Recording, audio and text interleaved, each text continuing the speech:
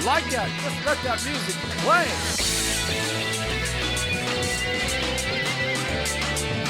That guy makes some good music, man. That music comes way of Lee Michaels. The guy who makes some great music for Lee. That's cool stuff. I like that. I like the guitar right there. Yeah. Give Ted Nugent a run for his money.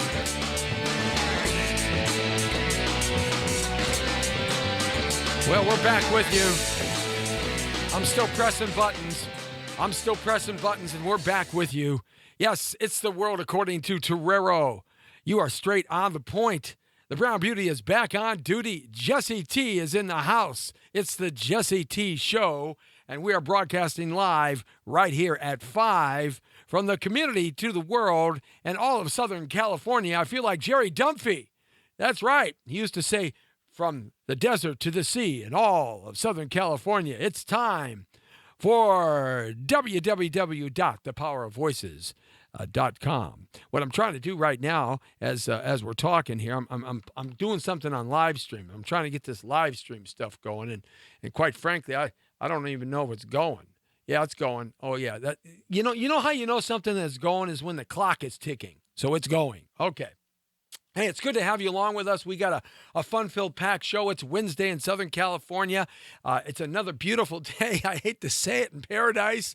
I know everybody across the country, they're having some weird weather. I was watching the Weather Channel this morning, and they're having some weird weather across the country again. Well, this is the time. The seasons are changing, but here in California, all that changes is from good to great and great to exactly beautiful. I mean, just get the words. There's no words to explain the Pacific coast of the United States of America, except that we've got great weather today, and it makes a person feel good. But I'll tell you something, though. Driving through traffic, I had to get off the freeway today because the freeways were way too jam-packed. Every freeway that my little GPS thing said, it was packed. So I had to do the backstreet action. Jackson, that's right. Yes, we were traffic jamming, and we're going to traffic jam right now with one of the world's greatest songs of all time. Maestro, hit it! Oh! Here it comes. Can you see by the dawn's early light what so proudly we held at the twilight's last gleaming, whose bright stripes and bright stars through the perilous fight o'er the ramparts we watch, we're so gallantly streaming, and the rockets' red glare, the bombs bursting in air, gave proof to the night that our flag was still there. Oh, say does that star-spangled banner yet wave o'er the land? I'm ahead of it. For the land of the free and the home of the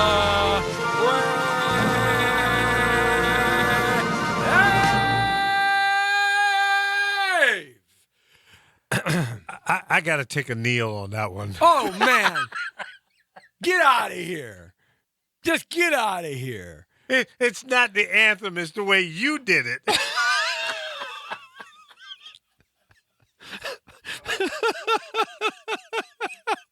What?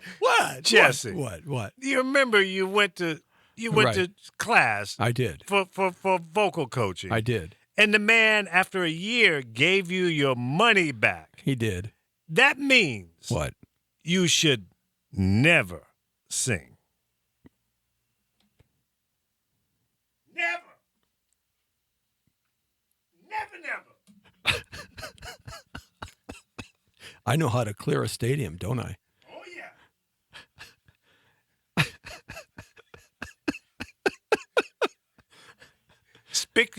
Just stick to being a DJ and a talk show host. That's it. No singing.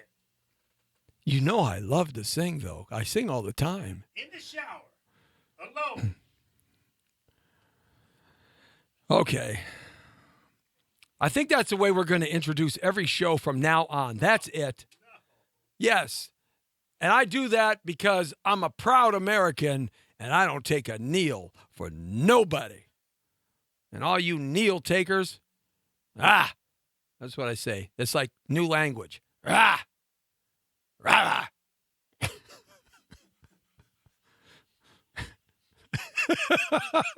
Well, you got to admit, when I'm in a stadium of 50,000 people, nobody can hear me, so at least I'm protected.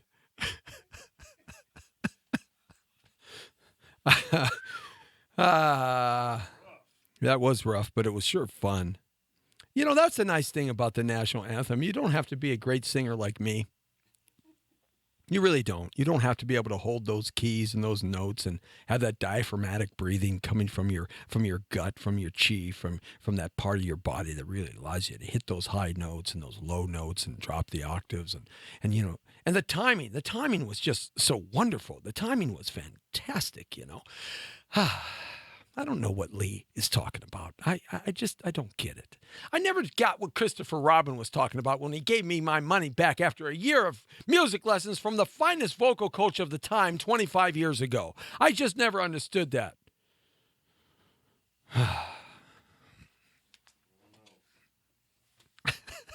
It's a true story, folks. After a year of singing lessons, I had to learn how to sing.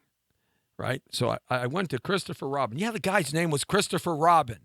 Okay, I'm not talking about the Winnie the Pooh Christopher Robin. This guy was Christopher Robin, except he was like 6'47". I mean, the guy was a huge monster man, right? And just the nicest guy you ever would want to meet, and a great vocal coach. I mean, he helped Barbra Streisand. He helped all those great, you know, singers from 25, 30, 35, 40 years ago. The guy'd been around forever, right? He was that kind of vocal coach, right? So I gave him all my money for a year, and he taught me some great music, man. He taught me Little Richard, James Brown. He taught me some Elvis. Taught me some Buddy Holly, you know, some Chuck Berry. It was really cool. You know, the problem is I couldn't keep tone and key the way he wanted me to. I could do it my way. And my way, I was just doing just fine. I don't understand. Yeah, I just don't get it. I could do it my way, and I could keep tone and keep T, but...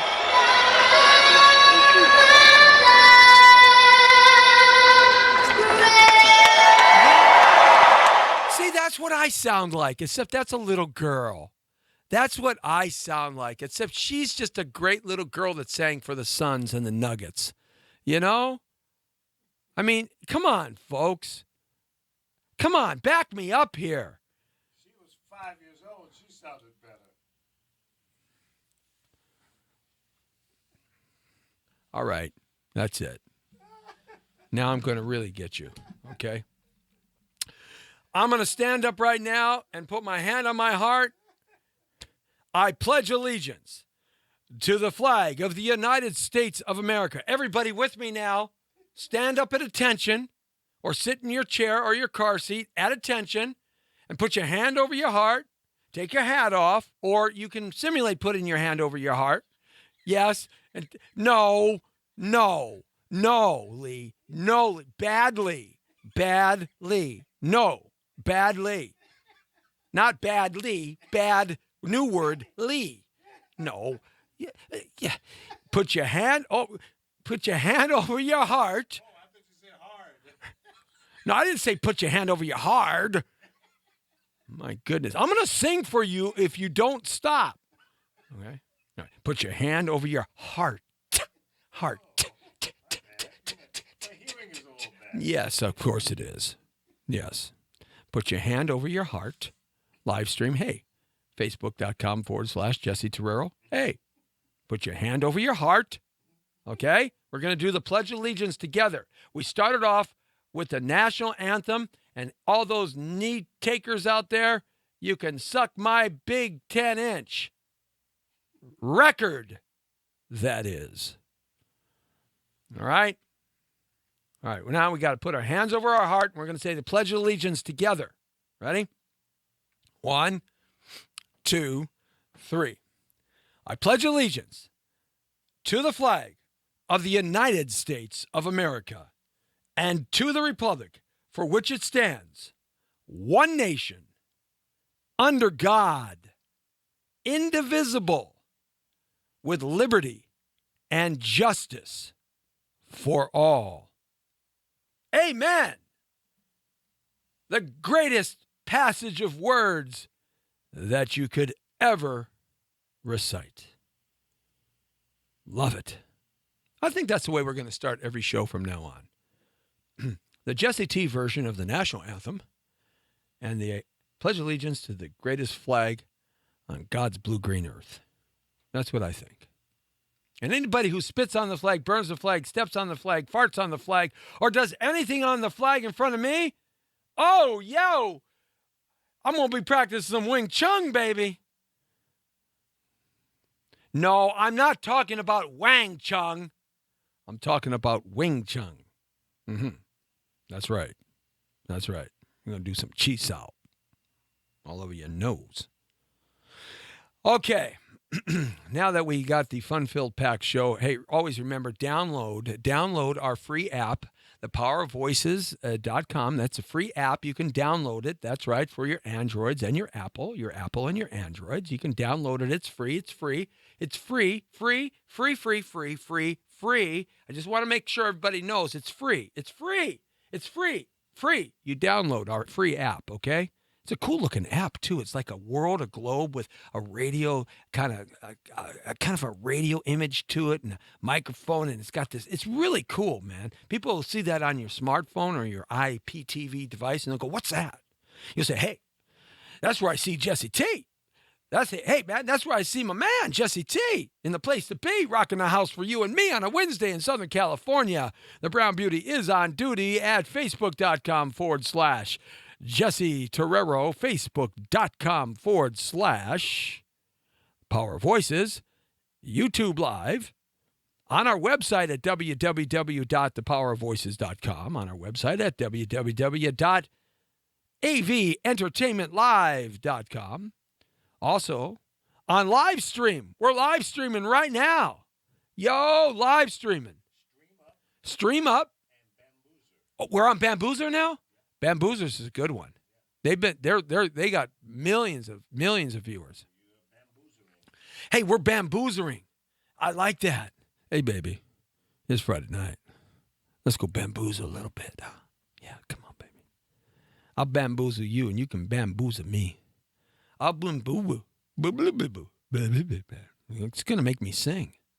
Ba ba ba ba ba baran. Ba ba ba ba ba baran. Ba ba ba ba ba baran ba baran. You see, that's a great sing. Look at that. Quick looking at me like that. All right.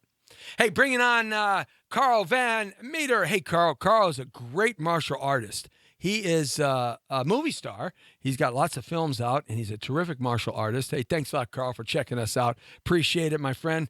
Yeah, man, good work. I love your stuff, and always more power to you, man. Saying hi to Alex Beverly Depisano, right? Okay, thanks, Alex. And also saying hi to Angela Peterson. Angela Patterson. Thank you. Yes, thanks a lot, Angela, for tuning us in and chiming us. Let us know where you're at. Give us a shout-out. We'll give you a shout-out, and we'll have a good old time together. Saying hi to Dave Rios. Dave Rios is watching. Thanks a lot, Dave. Where are you calling from, huh? Like to know where you're checking in from, of course. Hey, what's up, Alex? Good to have you along with us this afternoon as people are starting to load up the Jesse T show. As we enter the world, according to Terrero, you're straight on the point. Do you know that the Pledge of Allegiance was written in August of 1892 by the socialist? This is interesting. A lot of people didn't know this. The socialist minister, Francis Bellamy, he lived from 1855 to 1931. Can you imagine? Think about that. A guy who was born in the 19th century, right around the time of the Civil War, lives all the way into the 1930s. What magnificent things he got to see in the changing of the world. You know, the world is changing all the time, and we're going through some cataclysmic changes around the globe today. But rest assured, the world's still going to be here, and we're still going to be here, and America is still going to be here, and the United States of America is still going to be here, and we're still going to speak English and probably Spanish and Mandarin and Chinese and as many languages as you want to speak. You know, we're all going to be here. It's not going to go away. You and I are going to go away eventually because that's what happens to us. But the world's going to continue on. And America is going to continue on. And the same problems we have today, we had yesterday. And the same problems we had yesterday, we're going to have in the future. These problems that we're having really are no different than any problems we've ever had in any generation. Hey, Dave Rios is out in Apple Valley, California. Hey, Lee, Apple Valley, California. That's out there by Adelanto. Yeah, it's right there by Victorville. And Roy Rogers Museum was out there when I was a kid. He had Trigger and everything out there. It's gone now, but that's kind of where Roy Rogers lived. That was his big ranch. He loved the desert. Him and Dale Rogers. Yeah. Anyway, I always used to get Roy Rogers and Gene Autry mixed up because they were both singing cowboys. Yeah, Adelanto. Adelanto is that town where we reported on, I think it was last week, we talked about how you can make $1 million, gajillion, bazillion, trillion dollars. You like that? Trillion? Yes, trillion. That's beyond vajillion. That's even beyond papillion. That is, trillion is like the biggest number you could ever create in your mind. Gajillion isn't even as big as trillion. Yeah, it's unbelievable. Yes. I always wanted to be the person that named the numbers. See, somebody came up with 1 million, right? And somebody came up with 1 billion, right? And somebody came up with 1 trillion, right?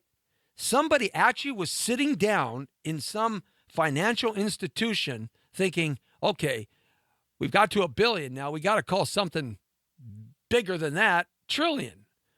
I guess they have something called a quadrillion. Yeah, quadrillion, I think, is like bigger than 1 trillion. And what's after quadrillion? I don't know. I mean, Magellan? I don't know. Margarine? I mean, something. I always wanted to be the one that named that. I don't know why. Just, hey, it's the world according to Torero. I'm thinking out of the box every way I can. All right. Anyway, the Pledge of Allegiance, it was originally published in the Youth Companion on September 8th, 1892. Bellamy had hoped that the pledge would be used by citizens in any country, not just France. He was a socialist because, all those social nutheads are in France. Yeah, that's why Bernie Sanders never made it because, he was too much of a socialist for us. Though all the young people who don't know anything, I just got a bunch of young people mad at me. I just got the millennial generation. I can hear them. Yes, you millennials, you don't understand socialism and you don't understand fascism and you don't understand communism yet. Because 10 years ago, you were like 14. All right? So, but anyhow, that's why Bernie Sanders, really couldn't take fire. And the Democrats, I call the Democrats. And I call the Republicans Republicans, and I call the Independents Independs.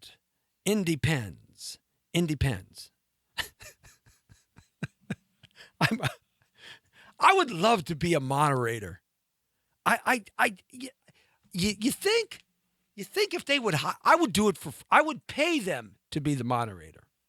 Wouldn't pay him that much. I don't have that much, but I would pay him.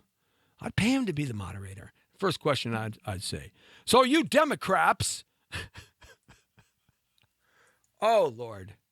I think I would get, I think a sharpshooter from 2.5 miles away would zap me the minute I walked out of the stadium. That's it. Oh, yeah, I know. It would be like trying to find Pokemon. What is it with this Pokemon game? I don't get this. I don't get this Pokemon thing. Do you guys get this Pokemon thing? Do you guys have any understanding why? David, do you have any understanding why? Angela, do you have any understanding why Corey, do you have any understanding why this Pokemon thing is like, they've had like 30 billion hits on this Pokemon site, finding Pokemons in the corner? I, I I see people aimlessly walking around like zombie states. They're like zombie Pokemons. They're like Poke zombies. Poking a zombie? I don't know. What is that? What is that Pokemon? Why does something like Pokemon take just such great fire in people's minds and souls, but yet nobody really gives a rat's butt about what's happening, like what happened today? And that school that got shot up again by some crazy maniacal psychopath. If people in America would put the interest and excitement and enthusiasm and energy into fixing crazy nutheads that go into schools and shoot and kill and murder and create all kinds of mayhem, maybe, just maybe, we could solve some things. But no. They're into Pokemon. They're into that circus we called a debate 2 nights ago. Oh, what a circus that was. I talked about that all day yesterday. I mean, that was just like, blow my mind. Nothing was ever said of any importance. Nothing. They spoke to their constituents. They spoke to their base. And that's all they did. It was just ridiculous. It was the stupidest, most maniacal, stupid thing I've ever seen in my life. But I was one of the 90 million. They got me hook, line, and sinker. Oh, man, heck, they could have sold me a bridge in the desert. And I would have sworn there was a lake on both sides. I mean, that's how bad they got me. So anyhow, the Pledge of Allegiance. And so the Pledge of Allegiance was made in as I said, in 1892. In 1993, the words, "the flag of the United States of America," was added and at that time. So it was added. I pledge allegiance to the flag of the United States of America and to the republic for which it stands.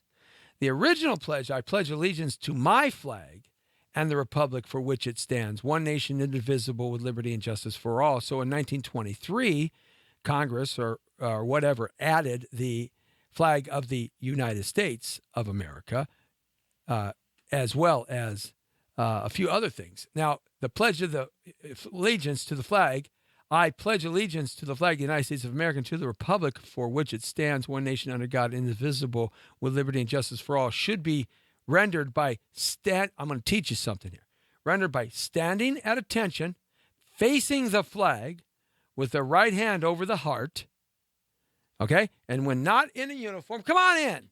Come on in. Don't worry about it, okay? You're prettier than Lee. You're prettier than me.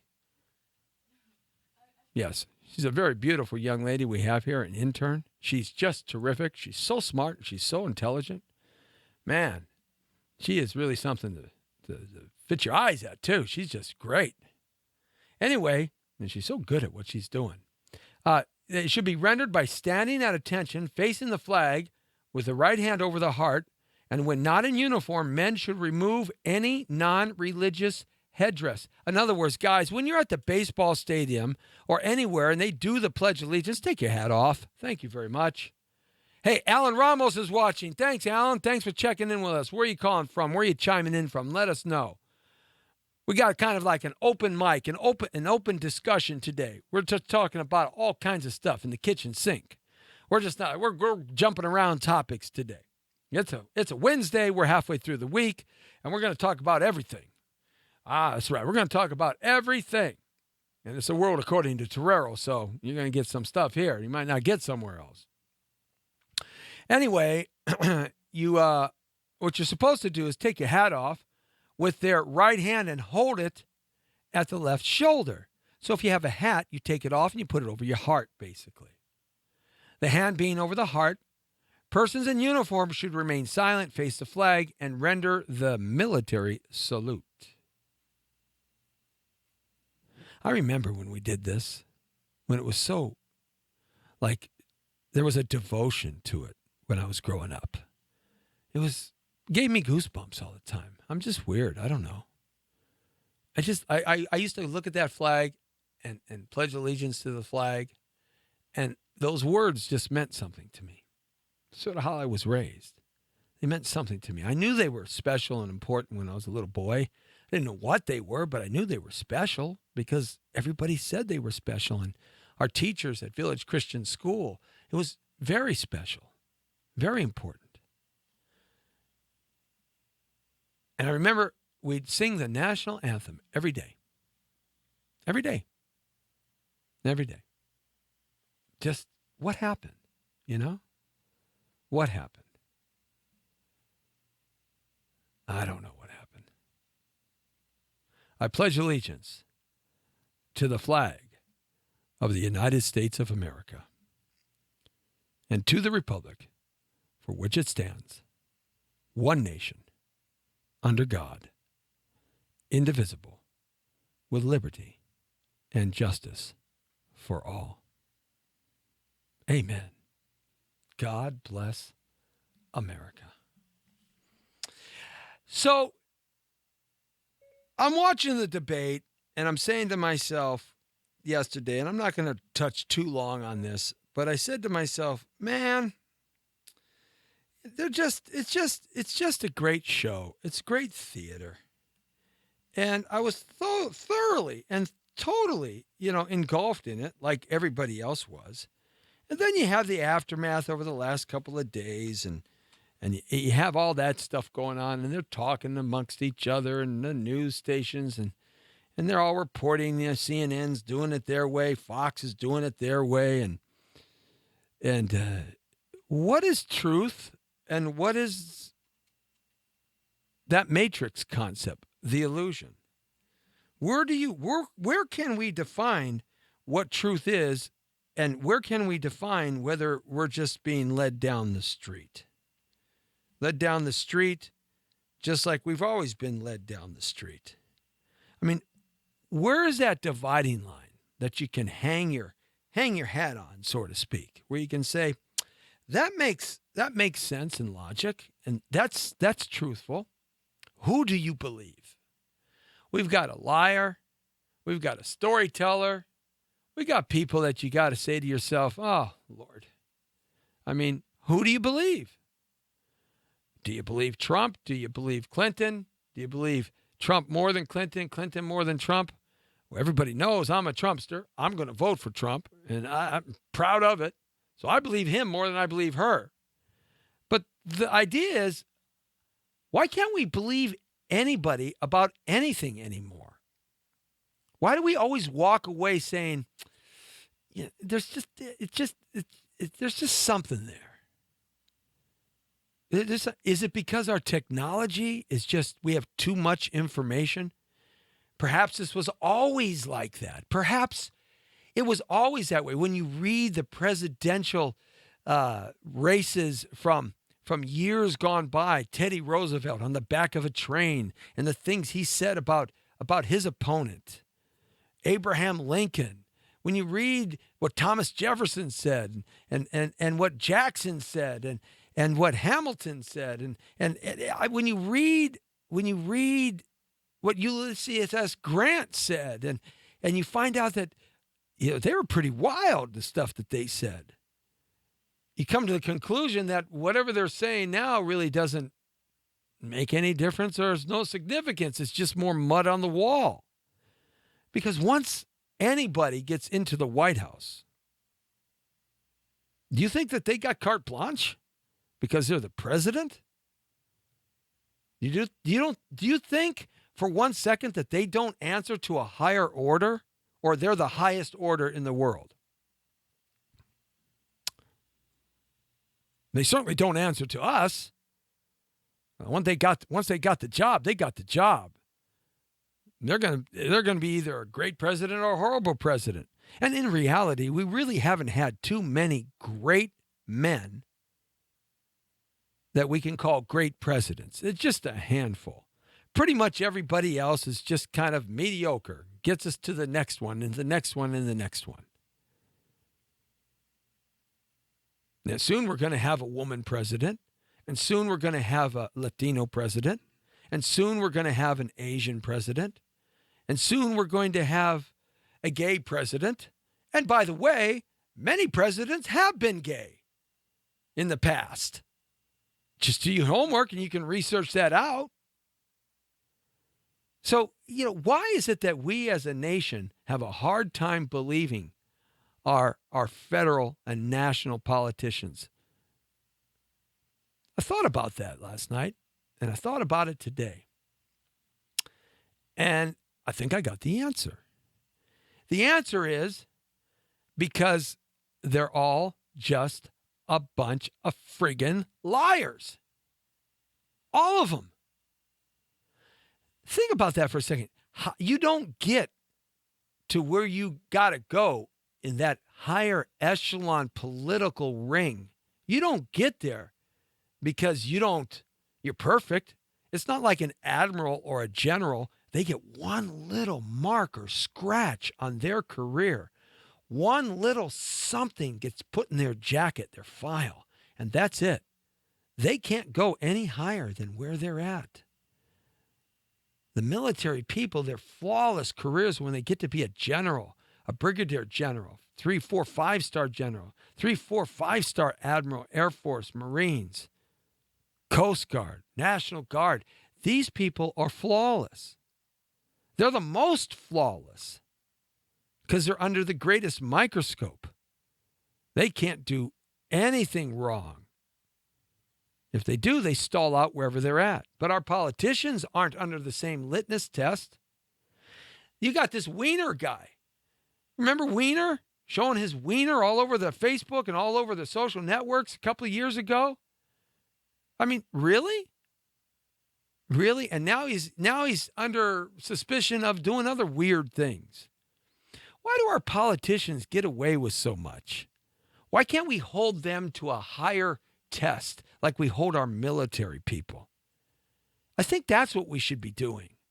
And then maybe the debates would have something important and satisfying to say that we could learn, that we could say, that could stimulate our minds intellectually.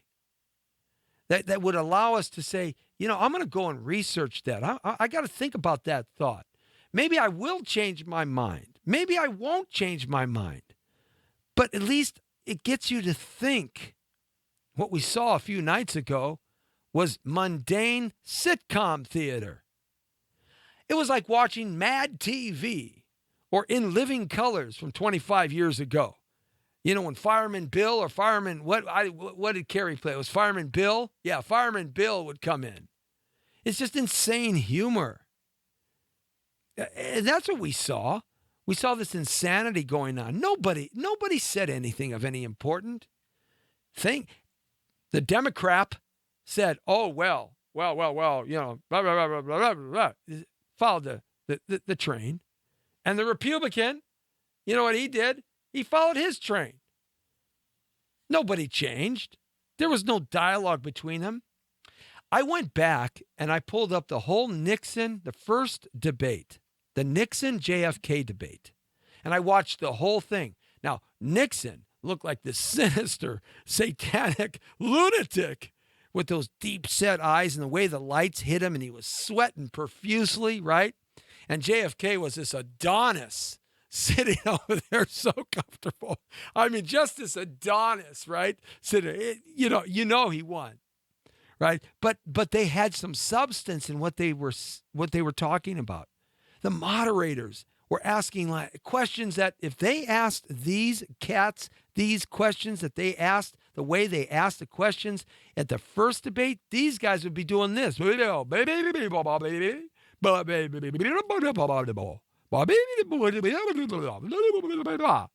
what they would sound like.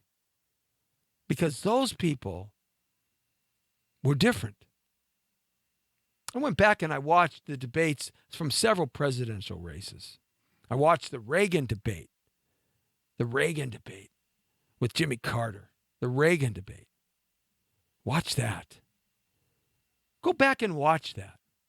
Watch the moderator, the question asker. See, they didn't do 6, 3, 2. They didn't do a whole bunch of debates. There was only one debate for Nixon and JFK. There were just a few for Reagan and Carter. Now they're doing like 3. What more are we going to learn in this next debate except more theater?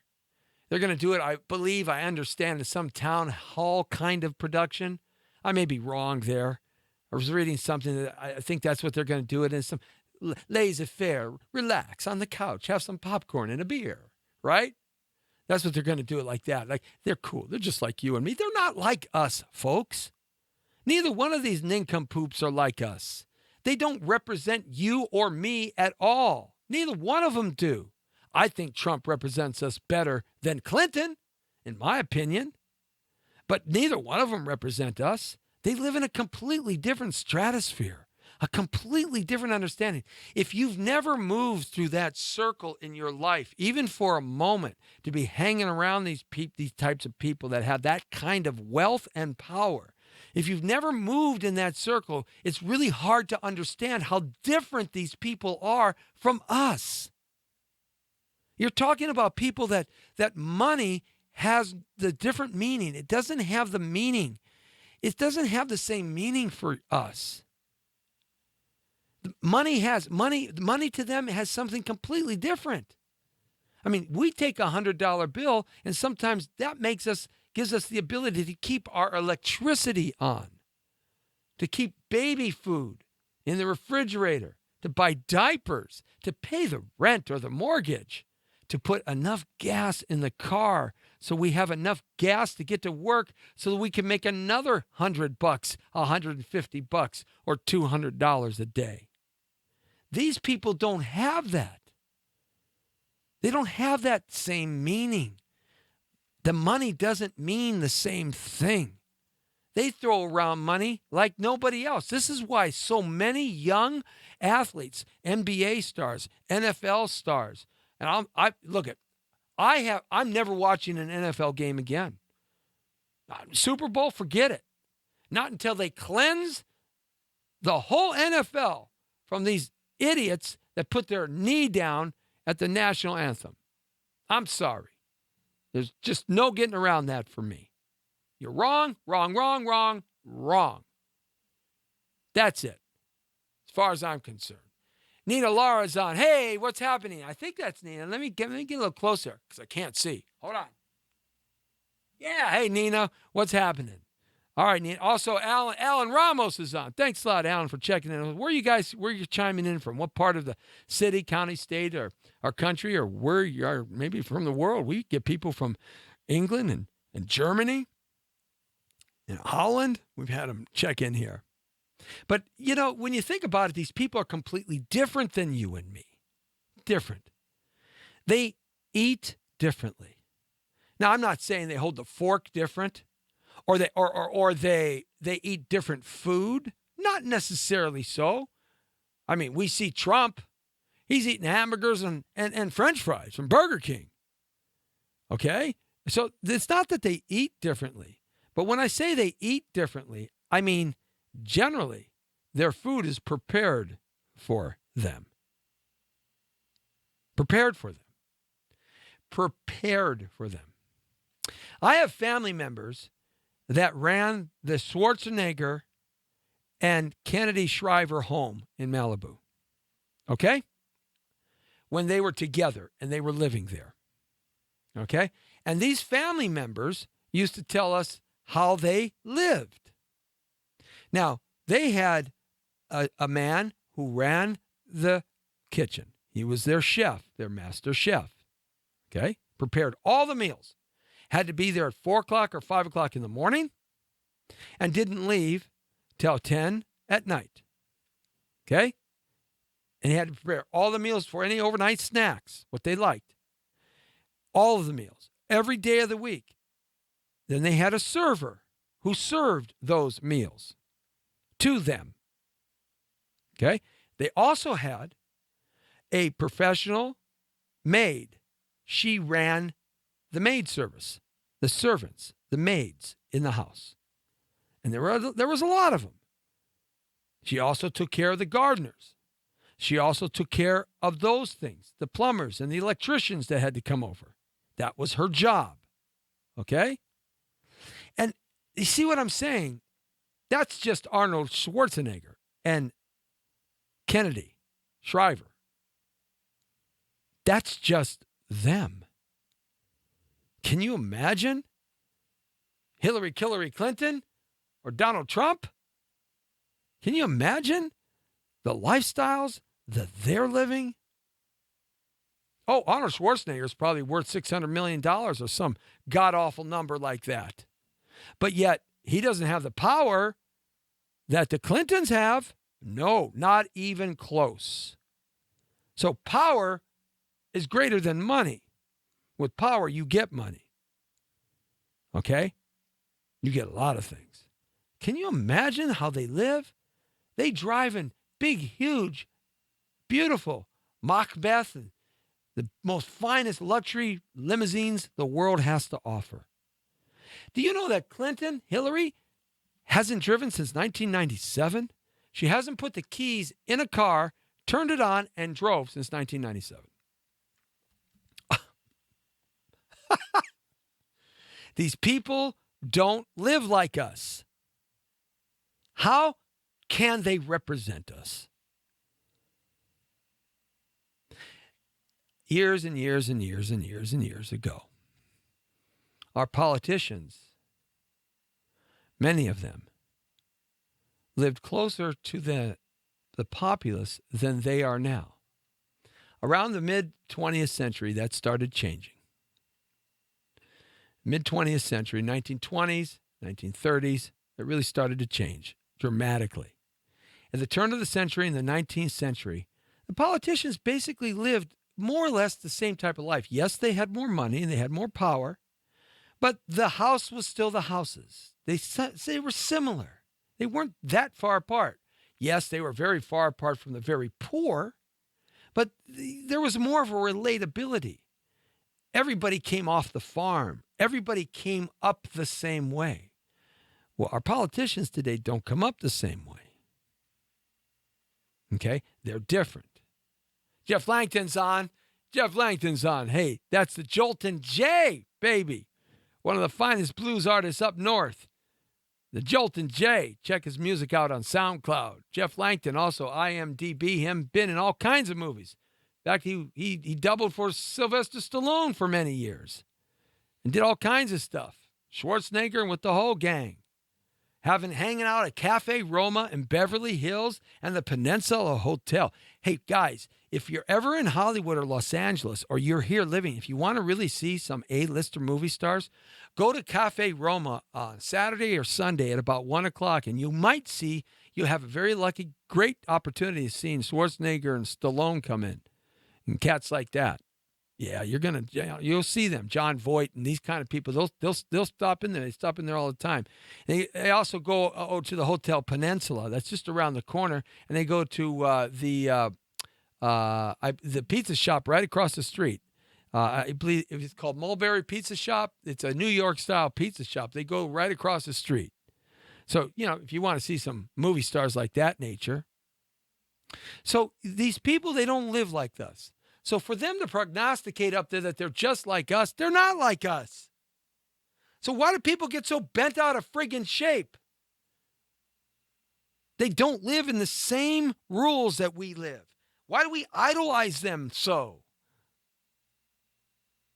They don't live the way we live. And if they don't win, they go right back to what they were doing, being people that are worth hundreds of millions of dollars. I mean, that's what happens. So, you see, you got to understand the kind of people that are presented to us now. These people are connected on a global basis. It's not so much just America. It isn't. We have moved into a global society. We've moved into a multiculturalism. I don't necessarily agree with all of that stuff. I am more of a protectionist than a lot of people think. Whether you think it works or doesn't work, that's okay. We can't be a complete protectionist society, but we've got to watch out for our own. We got to watch out for our own here, but I'm also working in an older ideology, and I'm the first to admit that. America 1, America 2, America 3, and everybody else below us. America's got to be the greatest and be the best and have the best. America pushes our enemies out away from us, takes care of what we got to take care of. I have a whole different understanding of how I believe America should be. And quite frankly, I don't think it'll ever be that again. I'm on a losing ship here. I'm on a losing team when it comes to that. Because what's been developed now in my lifetime is something that I don't like. And how can you argue that against me? You like these kids getting shot up back east again in school? And you like these terrorists coming in and blowing themselves up and shooting up people in malls? You like these gangs that run around? Now they're pimping women and pimping little girls underneath the age because they found out that running guns and coke and crack and meth is much more dangerous for them. They can human traffic little girls and little boys for everybody's perverted, sick, pedophile ideologies and fancies. You like that stuff? You like the trash in your streets? You like the graffiti on your walls? You like that stuff? You like bad guys having guns and good guys can't carry them? You like that? You like this great recession that we were in, and now we're not in a recession? And I argue this all the time because I argue it all the time. Do you want a weapon of argument? I'll give you one right now. Do you know that in population, illegal immigration from Mexicans, not Central Americans, Mexicans came to America for jobs, okay? For jobs, because we were exploding in jobs. Our economy was robust after the 1990s, okay? After the dot-com blow-up in the middle of the decade of the 1990s. Our economy was robust. They came here for jobs by the groves. They couldn't stop people coming across the border illegally. And that was before all these rules that employers had to have this piece of paperwork filled out. And if they didn't, they could lose this. They could get big problems with the IRS and the INS and the DEA and all this stuff, okay? Now they have to do that, all right, in most states, especially the border states. But here's the point. They came over here for jobs, and the money that they made, did you realize that over 50% of that money went back to home? To Mexico? In fact, so much money went back to Mexico from the illegal aliens that were here making money that it made up a third of their gross national product in Mexico. It added a third of the country's income was from the money being sent back from here to there. A tremendous amount of money. I bet you didn't know this. That over the last few years, Trump won't talk about this. The Republicans won't tell you this. And neither will the Democrats. They won't tell you this. Did you know that this recession that has now had this, it's the end of the recession right under the great Obama. I feel like he's the Wizard of Oz. Obama, oh, Obama, oh, Obama. You know, they're going to write songs about this guy. His mythology and the folklore is going to be, they're going to put him on Mount Rushmore. That's it. Let's get a petition. Let's get a petition together and put Obama on Mount Rushmore. Or like Crazy Horse. Crazy Horse, a big granite structure in Crazy Horse pointing west, pointing east. Let's have a big structure, big granite structure for Obama. Which park can we put him in? I don't know what park. We got to figure a park for Obama so he can have like a 500-foot sculpture of him, the great president, the great president. Okay, and he got us out of this terrible economy. Oh, he did it. Yes, hooray, yay. Is your life any better in the last 8 years? Is it? Is your pocketbook any deeper? Do you have more savings? Do you have less debt? Have you been able to pay for your kids' education? Why has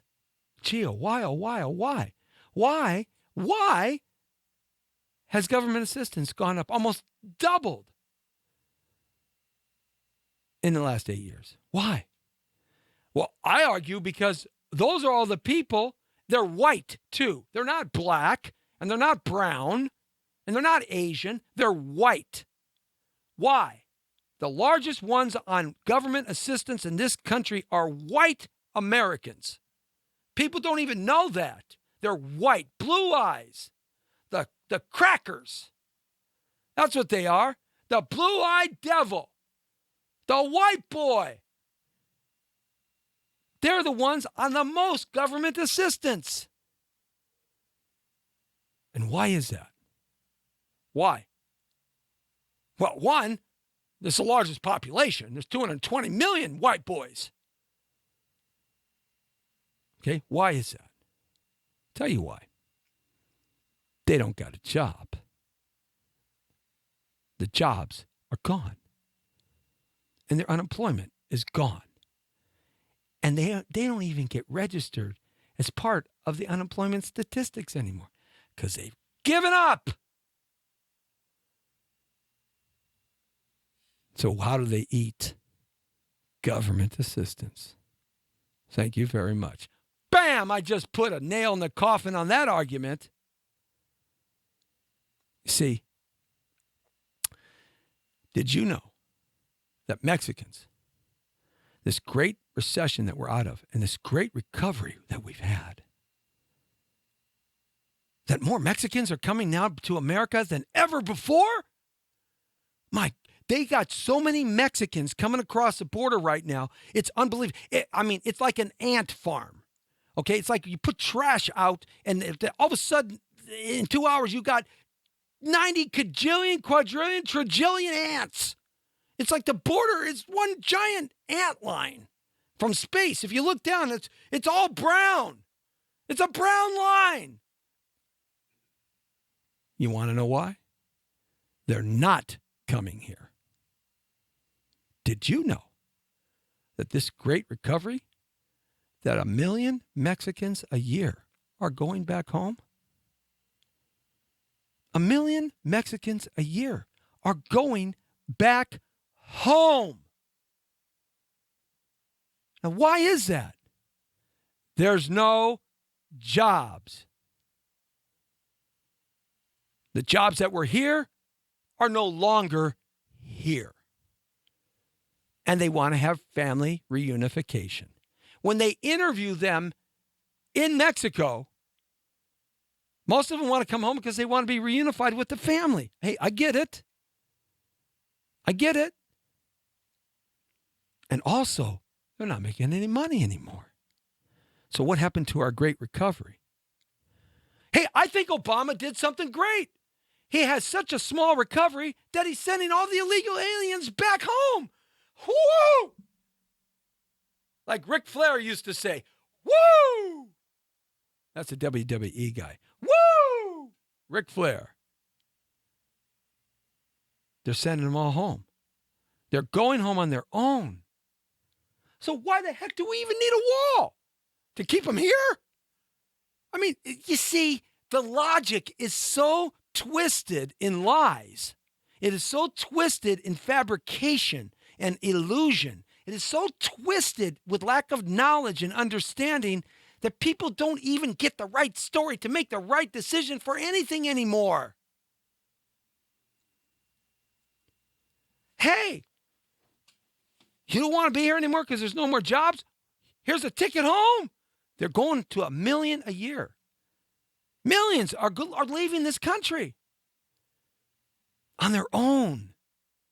Oh, isn't that great? We're going to give them a wall, and what are we going to charge them, 50 pesos every time they go back home? I mean, when you think about it, that's what's happening. People are leaving because there's not enough jobs. They want family reunification. And, of course, our laws have gotten much stricter. Those are the three reasons. The border, you believe the border about what all the politicians say? The border, God, it's not what you think it is. See, this is why we don't believe anybody anymore. Because deep down inside, everybody knows when somebody's lying. It's a weird thing that human beings have in us. We have this kind of psychic telepathic power. All of us do. I don't know, whatever you want to call it. It's innate. Okay? And we have it in us. And we kind of,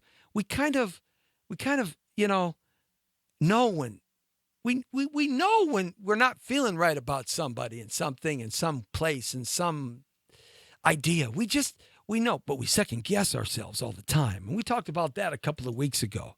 This conscious and unconscious duality going on in us all the time, this conflict. We kind of know, though. We kind of know. We know that we're being done. We know that we're getting it to us. By all of them. So then you're left with, what do you do? What do you do? You'd vote for an independent politician? You vote for a Democrat? You vote for a Republican? What do you do?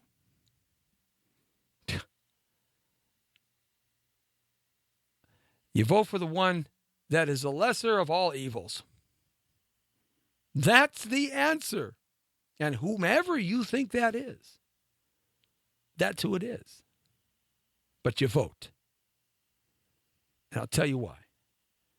Because with your vote, you still have some small control that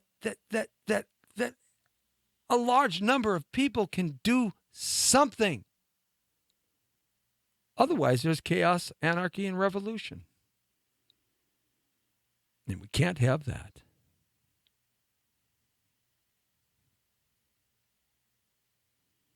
Cannot have that.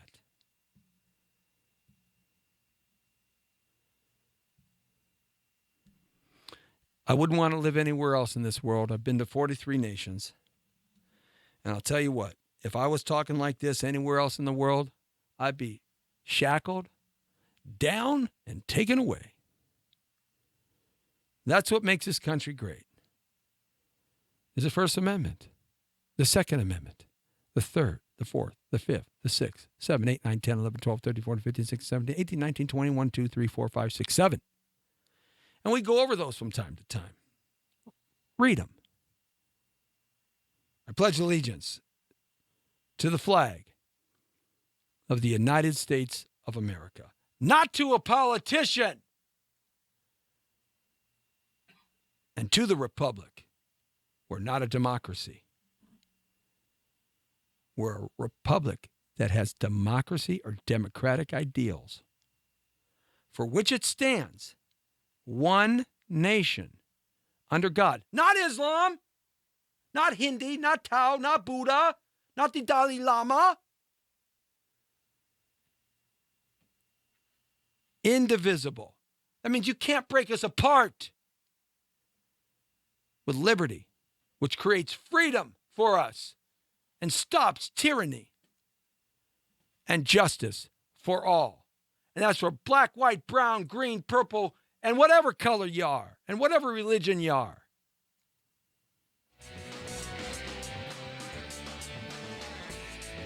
That's the world according to Torero.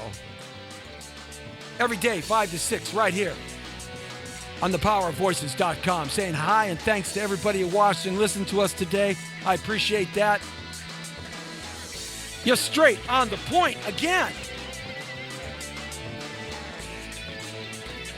It's the Jesse T Show, live at 5. From the community to the world and all around God's blue-green earth, this is Jesse Torero. The Brown Beauty is off duty. See ya!